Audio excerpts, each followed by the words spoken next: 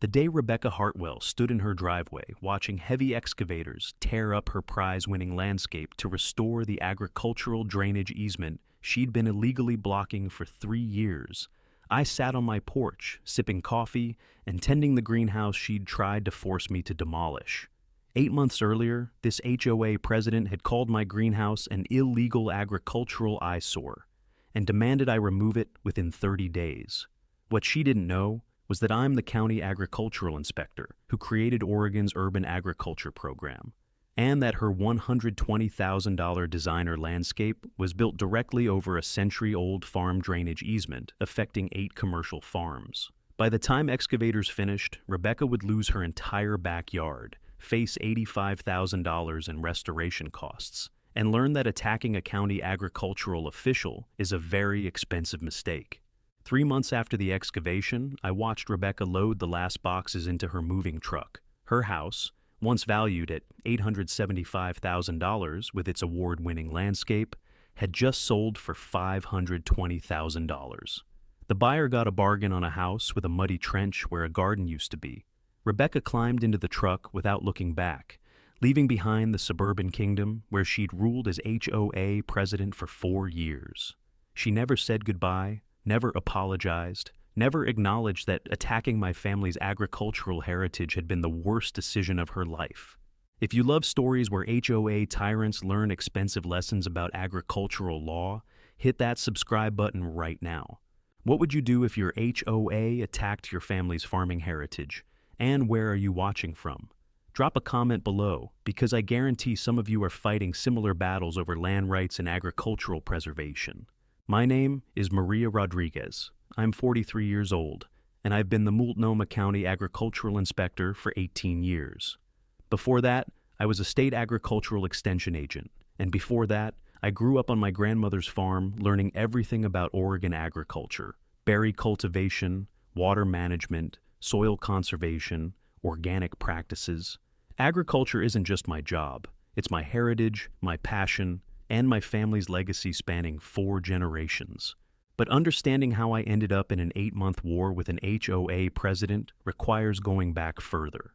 Back to 1962, when my grandmother stepped off a Greyhound bus in Portland with $400 in her pocket and a dream that seemed impossible to everyone except her. My grandmother, Elena Rodriguez, was born in 1934 in California's Central Valley. Her parents were farm workers, following crops from field to field, living in labor camps, working sunrise to sunset for wages that barely kept them fed. Elena grew up in that world, dropping out of school at 14 to work full-time, sending money home to support younger siblings, watching her parents' bodies break down from decades of brutal agricultural labor. By the time she was 28, Elena had saved $400 through years of relentless work and extreme frugality. She'd also married and lost a husband to a tractor accident, leaving her childless and determined to build a different life. She heard about cheap land in Oregon, about opportunities for small farmers willing to work hard, about a state where someone like her might actually own property instead of just working someone else's. She arrived in Portland in June 1962, barely speaking English, knowing no one, carrying everything she owned in 2 suitcases. She found work as a farm laborer, sleeping in a boarding house that charged $8 a week, eating 1 meal a day to save money. For 6 months, she worked and saved and searched for land she could afford. In December 1962, she found it. 2 acres outside Portland that nobody else wanted. The property was on a hillside, covered in rocks and blackberry brambles, with soil that was more clay than loam. The owner, an elderly farmer selling off parcels to retire, wanted $3,200, more than Elena had saved. She negotiated, offered $400 down and $50 a month until the balance was paid. The old farmer looked at this tiny Mexican woman who could barely communicate in English and saw something that made him say yes. Maybe he recognized determination. Maybe he remembered his own struggles starting out. Maybe he just figured if she defaulted, he'd get the land back plus whatever improvements she'd made. Elena spent the next 5 years turning that unwanted hillside into productive farmland. She cleared rocks by hand, piling them into borders that still mark the property boundaries today. She cut back blackberry brambles, burned them, and tilled the soil. She built terraces to prevent erosion on the slope. She installed drainage systems to manage Oregon's heavy rainfall. The drainage work was critical. Without proper water management, the clay soil would have turned into a swamp during winter rains and cracked hard as concrete during summer dry spells. Elena studied how water moved across the land, where it pooled, where it needed to flow. She dug channels, installed culverts, created a system that directed water away from her growing areas and into natural waterways. She wasn't working alone in this. The neighboring farms, berry operations, and nurseries that had been there since the 1940s shared knowledge and resources. They helped her understand Oregon's unique agricultural conditions. They advised her on drainage systems. They showed her which crops would thrive in this climate and soil. In 1968, after 6 years of brutal physical labor and careful planning, Elena formally registered her drainage easement with Multnomah County. The legal document specified that water from her property and surrounding lands would flow through designated channels across what would eventually become multiple parcels if the land was ever subdivided or developed. The easement was perpetual, meaning it would survive any future changes in land ownership or use. This wasn't unusual. Agricultural water management in Oregon has always been a collective effort. Farms depend on shared drainage systems, water rights, and easements that protect everyone's ability to farm successfully. Elena's easement was part of a larger network serving farms throughout the area. She planted berries, strawberries first, then blueberries and raspberries as she expanded. She sold at farmers markets, to local grocers, to restaurants. She worked 14-hour days, 7 days a week, building a business from dirt and determination. By 1975, she was making enough to live modestly, pay off her land, and even save a little. My mother, Carla, was born in 1968. Elena's late-in-life surprise after she'd assumed children weren't in her future. Mom grew up on that farm, working alongside her mother, absorbing lessons about agriculture, perseverance, and the value of owning land. I was born in 1982, Elena's first grandchild, and the inheritor of her farming knowledge. Every summer from age 5 onward, I spent at Grandma Elena's farm. I learned to identify soil types by texture and smell. I learned to read weather patterns and predict rain. I learned which insects were beneficial and which were pests. I learned that farming wasn't just about planting and harvesting. It was about understanding entire ecosystems.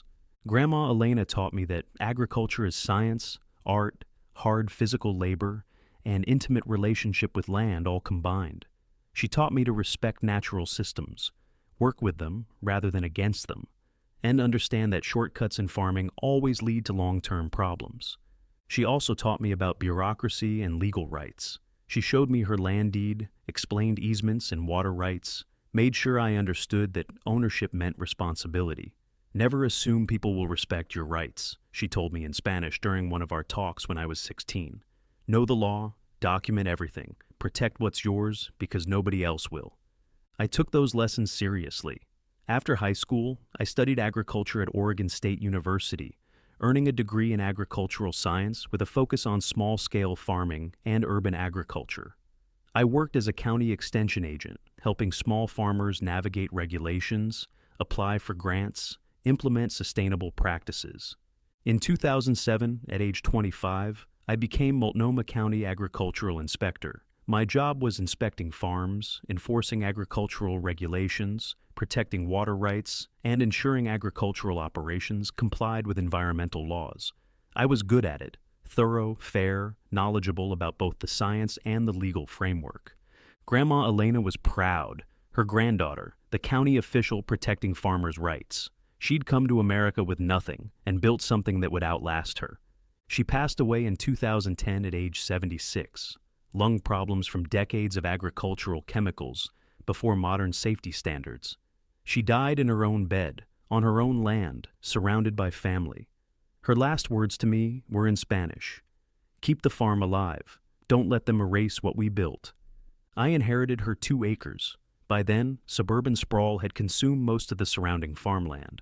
Riverside Estates subdivision had been built in 2005 to 2007 on what used to be neighboring berry farms.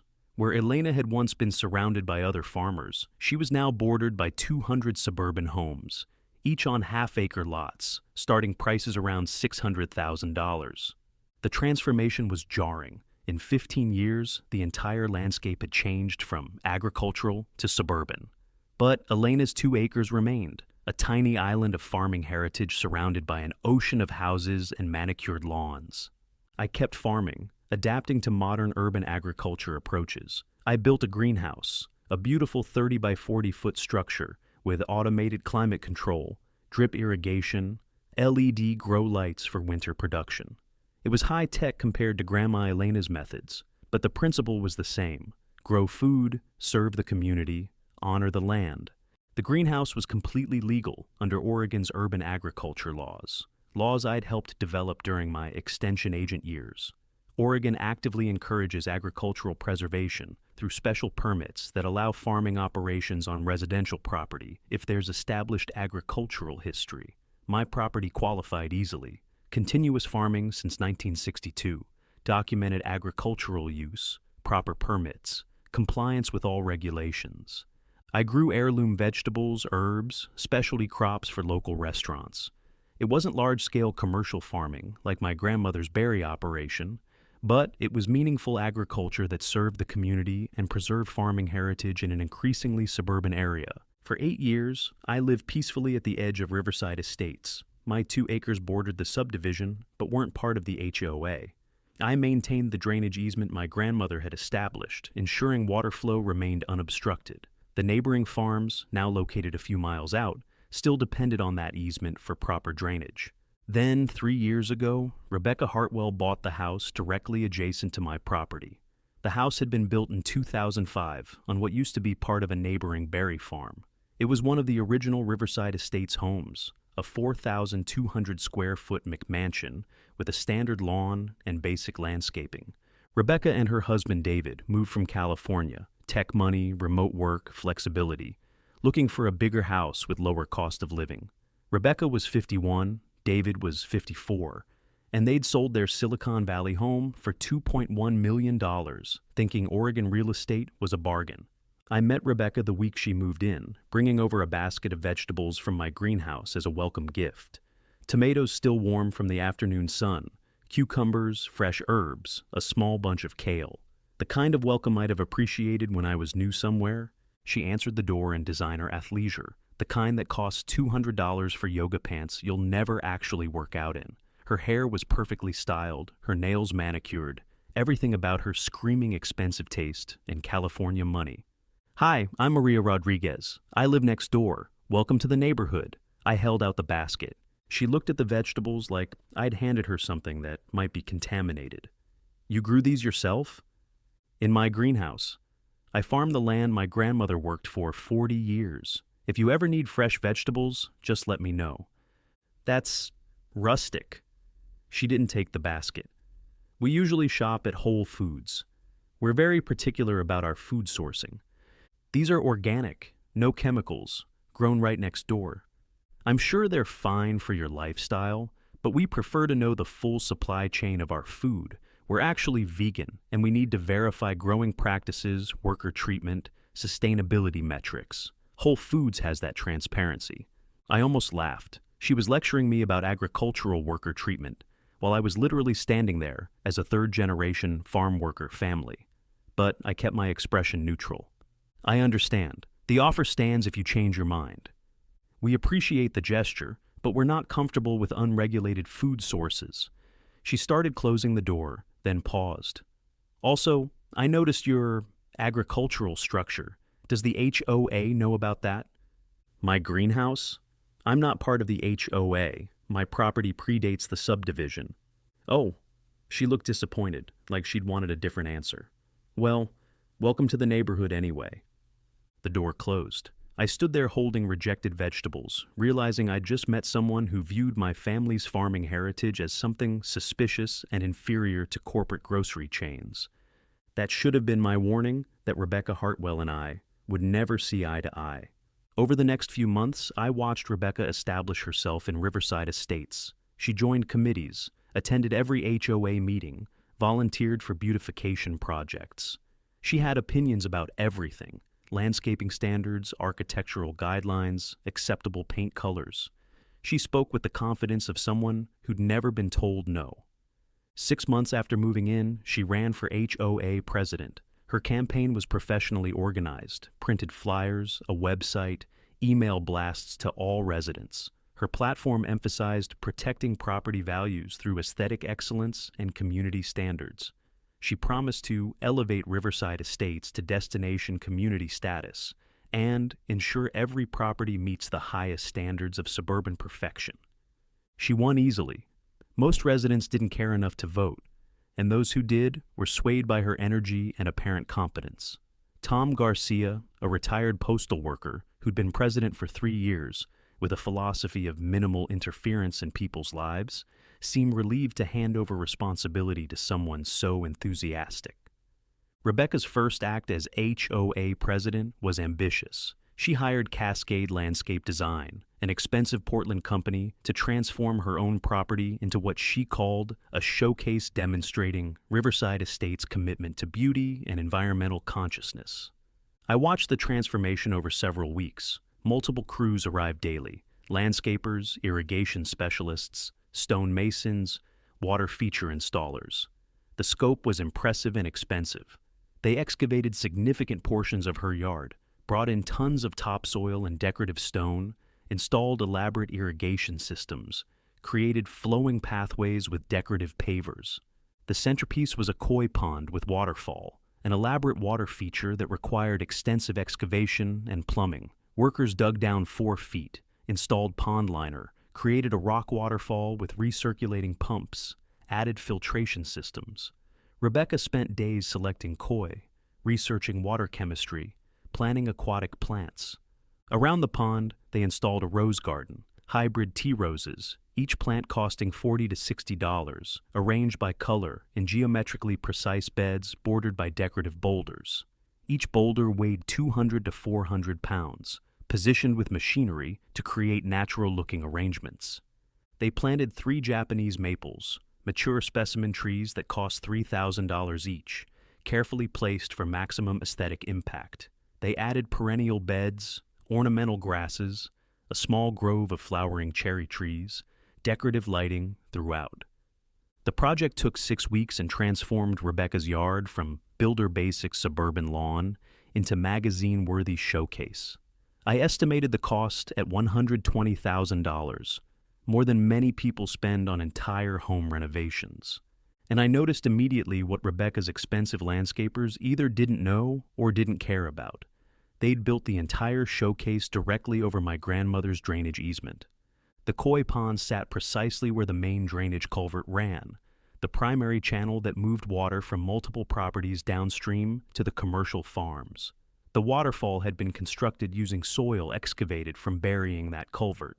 The rose garden's decorative boulders blocked natural water flow paths. The Japanese maple's root systems would eventually entangle with underground drainage pipes. I knew this would cause problems. The question was how long before those problems became obvious enough to force a confrontation. The answer came the following spring when Rebecca's garden was featured in Portland Monthly Magazine's Best Backyard Transformations issue. Professional photographer, 4-page spread, glowing description of how Rebecca had elevated suburban landscaping to art form and created a serene, Japanese-inspired retreat demonstrating environmental consciousness and aesthetic excellence. Rebecca was thrilled. She won the HOA's Yard of the Year award, an award she'd essentially created and then given to herself, but nobody seemed to mind. She hosted garden tours for neighbors, posted hundreds of photos on social media, talked endlessly about design principles and sustainable practices. What she didn't notice was that 3 miles downstream, James Chen was watching his strawberry fields flood because water wasn't moving properly through the drainage system my grandmother had helped establish 55 years earlier. I noticed the problem immediately. Water that should have flowed through the easement channel was pooling in areas where it never had before. Rebecca's landscaping had buried the drainage culvert under tons of soil, decorative rocks, and a koi pond. The water had nowhere to go. I knocked on her door on a Saturday morning, bringing county easement maps and drainage system documentation. "Rebecca, we need to talk about your landscaping project. You've built over an agricultural drainage easement that serves several commercial farms downstream." She looked at me like I'd spoken in a foreign language. "A what?" "An easement. a legal right-of-way allowing water to flow through your property. It's been recorded since 1968, and it's required for proper drainage to farms that depend on this water management system. I don't know what you're talking about. This is my property. I can landscape it however I want. I showed her the easement maps. The legal description clearly showed the drainage channel, cutting through what was now her koi pond and rose garden. She barely glanced at the documents. These are old papers. They don't apply anymore. The neighborhood has evolved. We're not a farm area. We're a residential community with standards. Rebecca, easements don't expire just because land use changes. The farms downstream still exist. They still need this drainage system. Your landscaping is blocking water flow and creating problems for agricultural operations. If you're trying to intimidate me with fake legal documents because you're jealous of my garden-winning awards, it's not going to work. I checked with my HOA attorney. My landscaping is completely legal. Did your attorney check for recorded easements? He checked everything that matters. Now, if you'll excuse me, I have a planning committee meeting. She closed the door in my face. I stood there holding maps that showed her entire prize-winning garden was violating agricultural law, and she'd just dismissed them as fake documents. I could have pushed the issue immediately. As county agricultural inspector, I had the authority to enforce easement violations. But I'd learned over 18 years that education works better than confrontation. I decided to wait and see if the drainage problems would become obvious enough that Rebecca would address them voluntarily. They did become obvious, but not to Rebecca. Her property was on a slight slope. Water naturally flowed away from her house. The drainage problems were downstream on the commercial farms that depended on the easement system. One of those farms was Mountain View Organic Berries, owned by the Chen family. They'd been farming that land since 1975, growing organic strawberries, blueberries, and raspberries for Portland area markets. Their farm was 3 miles from Riverside Estates, connected by the drainage system my grandmother had helped establish decades ago. I got a call from James Chen in late March, right as spring rains were beginning. "Maria, we're having drainage problems in the North Fields. Water's pooling where it never has before. Is something wrong with the easement system?" I'd been expecting this call. "I'll come take a look." I spent an afternoon walking the drainage channels with James. The problem was clear. Water that should have been moving through the system was backing up because Rebecca's landscaping had blocked the main culvert. The upstream blockage was causing flooding downstream. "This is going to damage our crops," James said, watching water pool around young berry plants. "If we can't get proper drainage, we'll lose the whole North Field. That's a $45,000 loss." "I know what's causing it. Give me some time to handle it." I documented everything with photos, GPS coordinates, flow measurements, professional evidence for what I knew was coming, a formal enforcement action against Rebecca Hartwell's illegal landscaping. But before I filed paperwork, I wanted to give Rebecca one more chance. I showed up at her house on a Thursday evening with comprehensive documentation, easement maps, drainage system plans, photos of flooded farm fields, calculations showing how her landscaping had disrupted water flow. Her husband David answered the door. He was friendlier than Rebecca, genuinely interested when I explained the situation. "I had no idea about any easement," he said, reviewing the documents. "The title company never mentioned this during our purchase. It's in the property records. It should have appeared in your title search." Rebecca handled all the closing documents. She's better with that stuff. He called her over. "Honey, this is serious. We might have a legal issue with the landscaping." Rebecca appeared, took one look at me, and her expression hardened. "Are you harassing us again about your fake drainage conspiracy?" "It's not fake. Your landscaping is causing $45,000 in crop damage to Mountain View Organic Berries. As county agricultural inspector, I'm required to enforce easements protecting commercial agriculture." "You're the what?" "County agricultural inspector. I inspect and regulate agricultural operations in Multnomah County. I also enforce agricultural easements and water rights. Your property is in violation of state agricultural protection laws." For the first time, I saw doubt cross Rebecca's face. She'd assumed I was just an annoying neighbor with no authority. The reality that I was a county official with enforcement powers was sinking in. "The easement is real," David said quietly, studying the maps.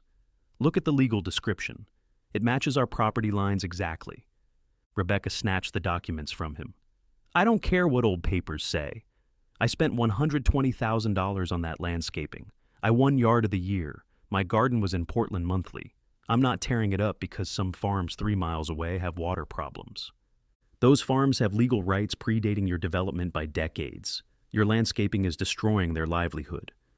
Then they can sue me. Until then, get off my property and stop harassing us with fake county authority.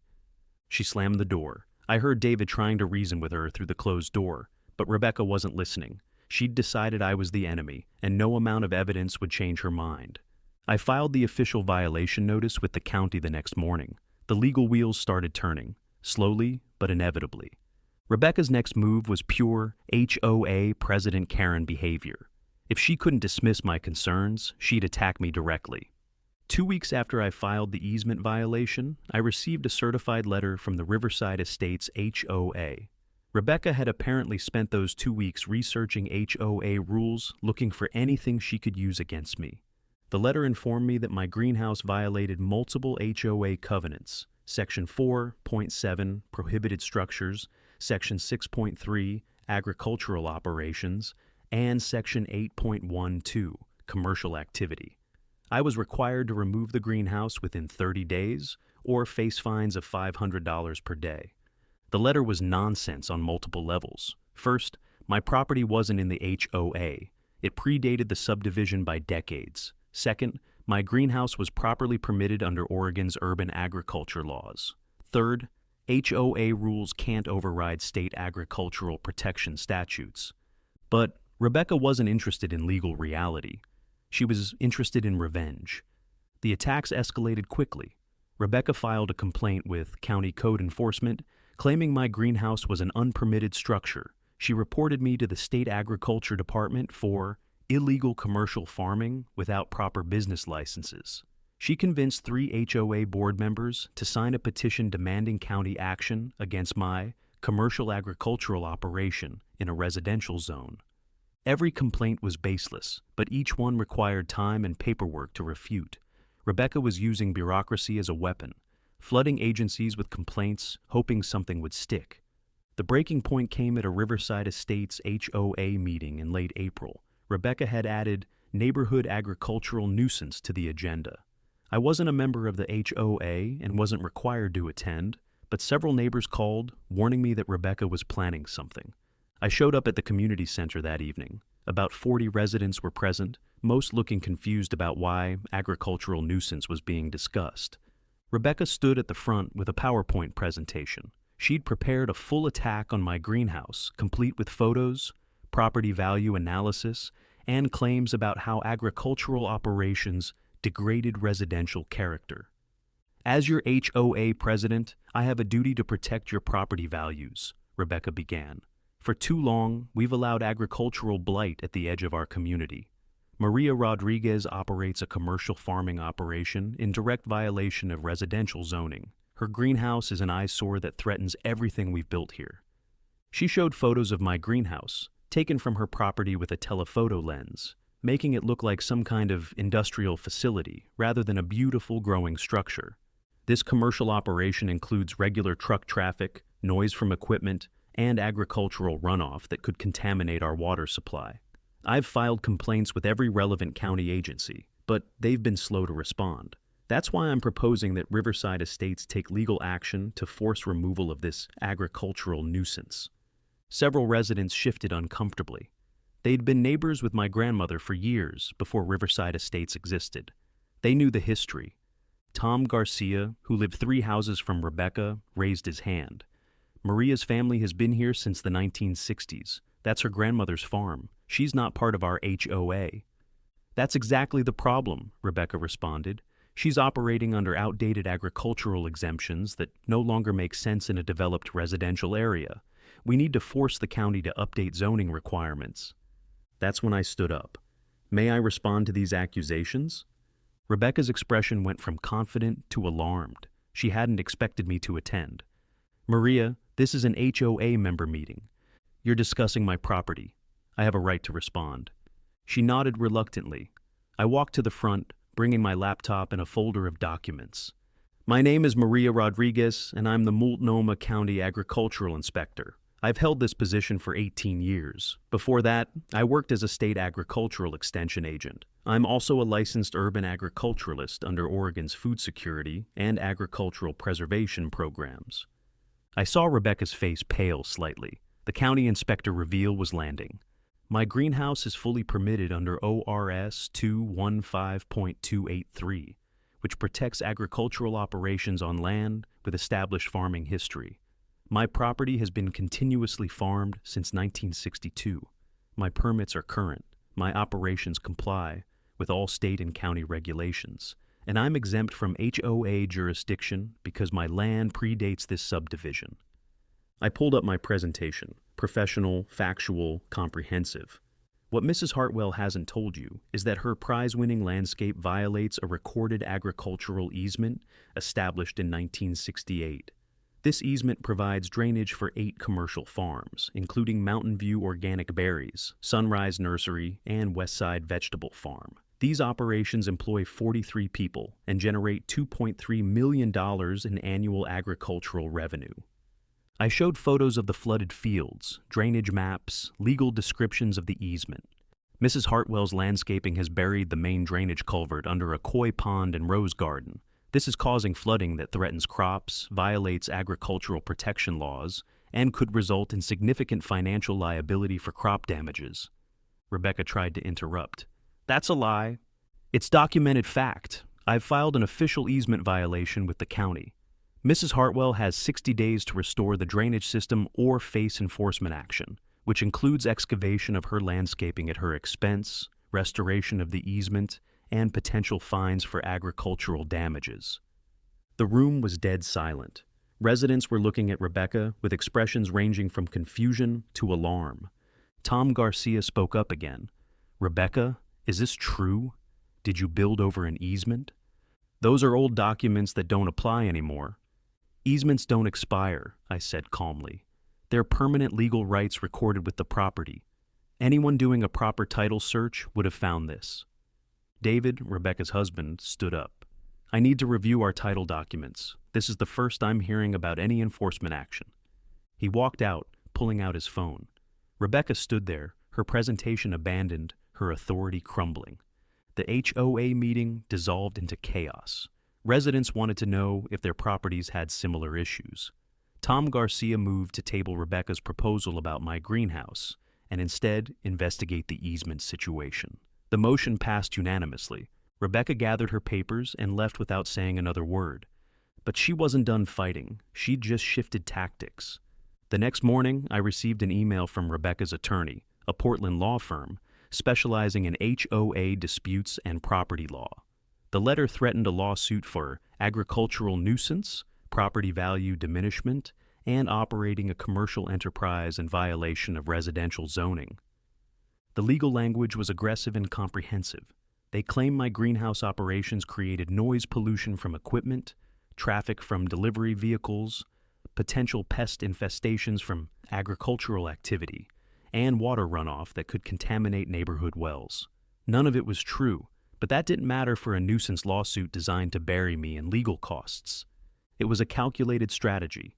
Even though the lawsuit had no legal merit, defending against it would require hiring my own attorney, spending thousands in legal fees, dealing with depositions and discovery, producing documentation for every aspect of my operation. Rebecca was trying to financially exhaust me into giving up, betting that I couldn't afford a prolonged legal battle. She'd underestimated 2 things. First, that as a county employee being sued for performing my official duties, I was entitled to legal defense provided by the county. Second, that her own legal position was about to collapse under the weight of evidence she'd been ignoring. I forwarded the lawsuit to the county counsel's office. They reviewed the situation and assigned me Senior Deputy Counsel Andrea Martinez, an attorney specializing in land use law and agricultural protection statutes. Andrea had 20 years of experience defending county officials from frivolous litigation. "This is a slap suit," Andrea told me during our first meeting. "Strategic lawsuit against public participation. It's designed to silence you through legal intimidation. Oregon has strong anti-SLAPP statutes. We'll get this dismissed quickly and we'll recover attorney fees from the plaintiff."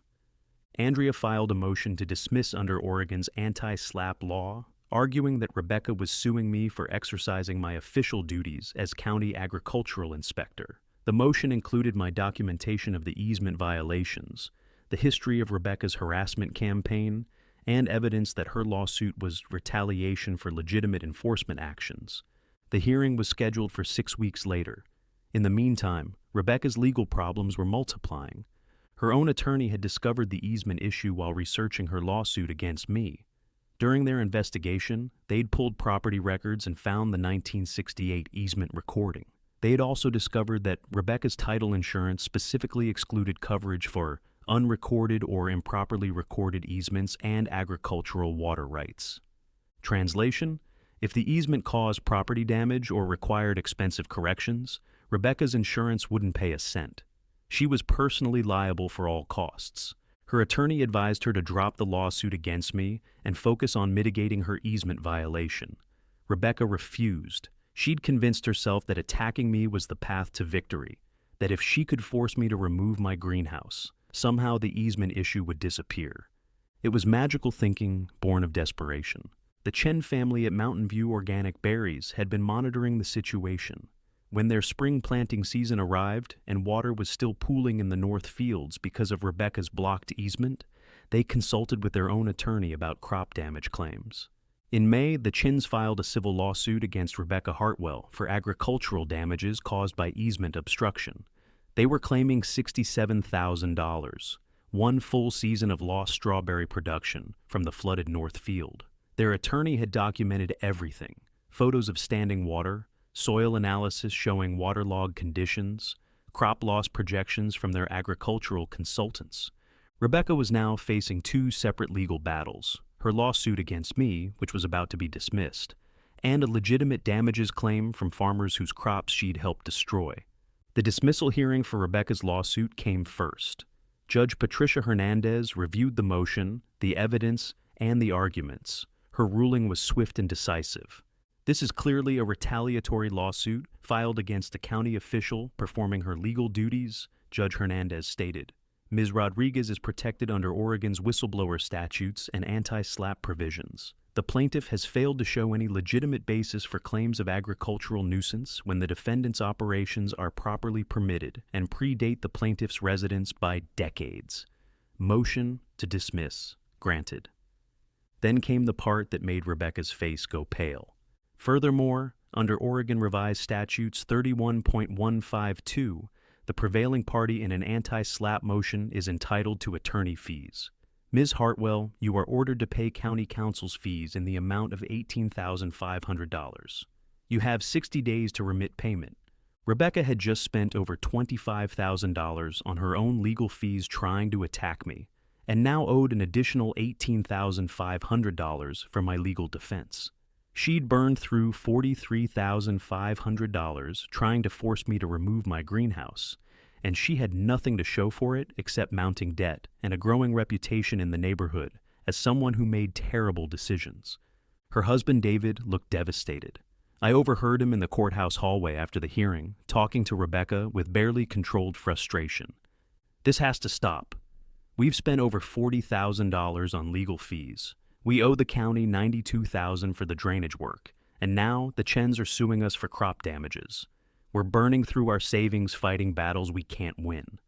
She's destroying us, Rebecca hissed, pointing at me. If she'd just removed her greenhouse, none of this would have happened. You attacked her first.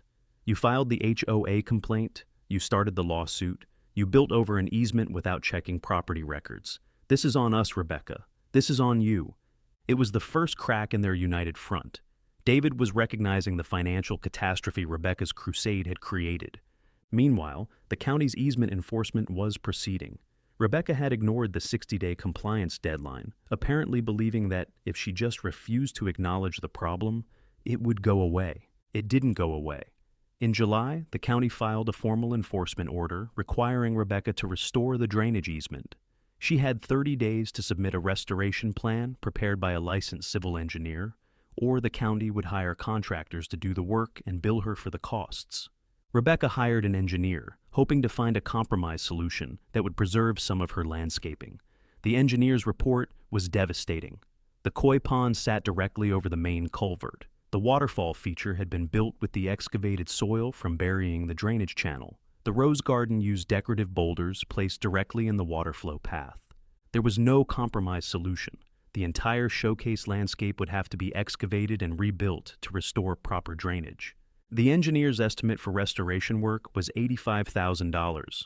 That included excavation, removal of water features and boulders, installation of new drainage infrastructure, regrading the property, and basic lawn restoration. It didn't include replacing the expensive specimen plants, the koi pond, the decorative elements that had cost Rebecca $120,000 originally.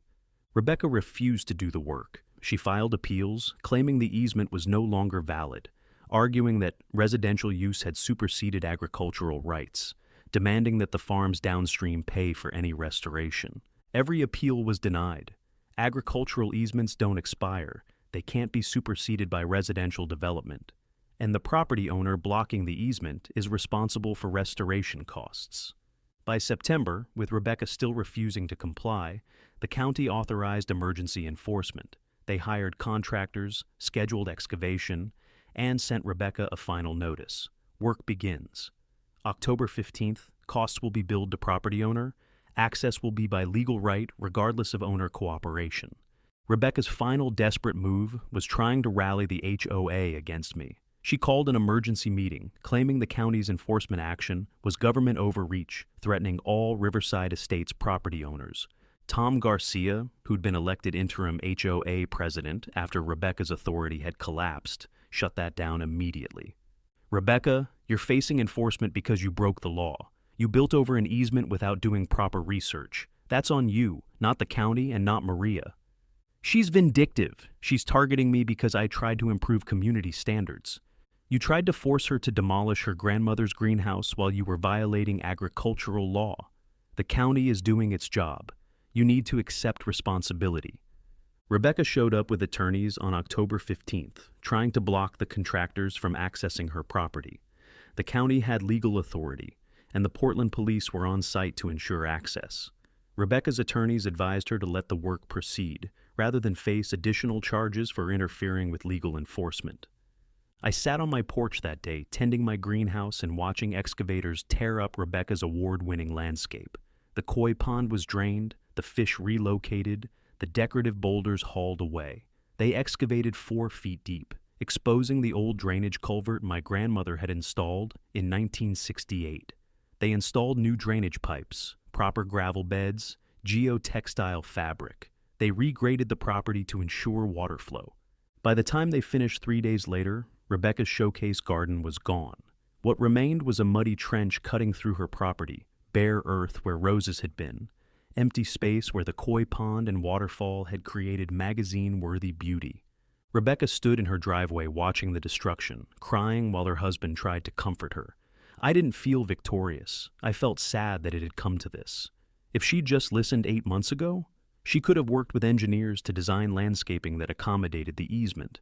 She could have preserved much of her garden while maintaining legal drainage. Instead, she'd fought every step of the way, spent over $30,000 on legal fees, and lost everything anyway. The county sent Rebecca a bill for $92,000, more than the original estimate because her refusal to cooperate had added legal costs and emergency enforcement expenses. She had 90 days to pay, or the county would file a lien on her property. Rebecca and David put their house on the market in November. They'd lived there less than 3 years.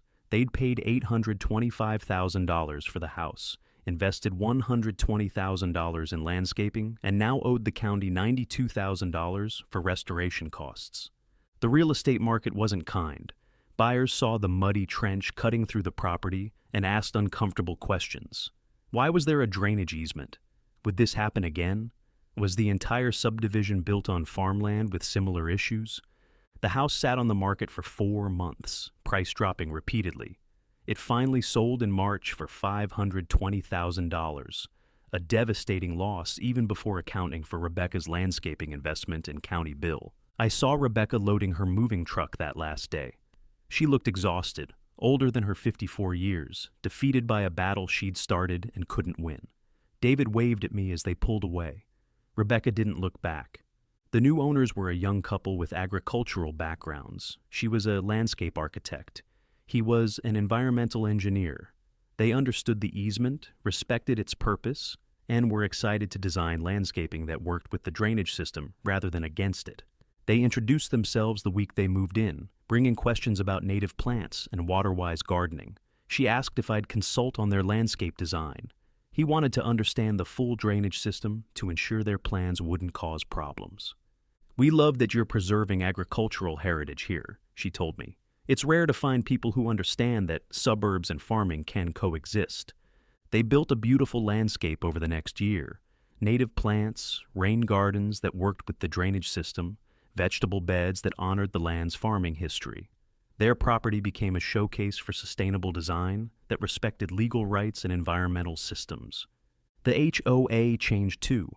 Tom Garcia's leadership brought common sense back to community governance. They revised the bylaws to focus on actual nuisances rather than aesthetic control. They created an agricultural appreciation committee that organized farm tours for residents. Several Riverside Estates families started their own small gardens, inspired by my greenhouse and the new owner's landscape. The community shifted from fearing agriculture to embracing it as part of their heritage. I still farm my grandmother's land. The greenhouse produces year-round, supplying restaurants and farmers markets with heirloom vegetables. I added a small farm stand where neighbors can buy fresh produce. Children from Riverside Estates come for agriculture education programs, learning where food comes from and why farming matters. The drainage easement flows freely again, protecting the commercial farms downstream. James Chen at Mountain View Organic Berries sent me a thank you gift after the restoration. A basket of the first strawberries from the North Fields that had flooded because of Rebecca's landscaping. Those berries had been saved by the easement enforcement. I think about Rebecca sometimes, about how her quest for the perfect landscape destroyed her financially and emotionally, about how refusing to acknowledge agricultural law cost her $200,000 and her home, about how she could have had both, a beautiful garden and legal compliance, if she'd just been willing to work with the system instead of against it. She learned the expensive way that agricultural easements are permanent, that county agricultural inspectors have real authority, and that attacking someone's family farming heritage has consequences. I learned something too, that protecting agricultural land and water rights isn't just about law enforcement. It's about educating people, helping them understand why these systems exist, and finding ways to make agricultural preservation work in modern suburban contexts. My greenhouse stands as a reminder that farming and suburbs can coexist, that respecting legal rights and historical land use creates better communities than trying to erase agricultural heritage for aesthetic conformity. That's the story of how one HOA president's determination to remove my greenhouse led to the destruction of her own landscape, how attacking a county agricultural inspector over legal farming operations triggered enforcement actions she never saw coming, how prioritizing appearance over legal compliance costs everything. If you're dealing with HOA attacks on agricultural operations, document your permits, know your rights under state agricultural protection laws, and understand that easements are permanent legal rights that survive land use changes. Your state likely has agricultural preservation programs protecting farming operations from suburban encroachment. And if you're a HOA board member considering action against agricultural neighbors, do your research. Check property records for easements. Understand state agricultural protection statutes. Recognize that farming operations with proper permits and historical land use have legal rights that override HOA aesthetics. What's your experience with agricultural preservation or HOA conflicts over land use? Drop your story in the comments. I read everyone, and your experience might help other families fighting to protect farming heritage. If this story showed you that agricultural law can trump HOA power, hit that subscribe button. We've got more stories of justice served, neighborhood bullies facing consequences, and ordinary people standing up for their legal rights against HOA overreach. Because here's the truth nobody talks about. Suburbs are built on farmland. Agriculture fed families for generations before subdivisions existed. And legal systems exist to protect agricultural operations from being erased by people who think perfect lawns matter more than food production. Rebecca Hartwell learned that lesson at a cost of $327,000 and her dream home. I hope others learn from her mistake without having to pay the same price. Thanks for watching. Document your permits, respect agricultural easements, and never forget that the land remembers its farming heritage even when developers try to cover it with McMansions. My greenhouse still grows, the easement still flows, and somewhere, I hope Rebecca finally understands why attacking agricultural operations is always a losing battle. Thanks for watching HOA Revenge Stories, where we prove that every HOA Karen eventually meets their match.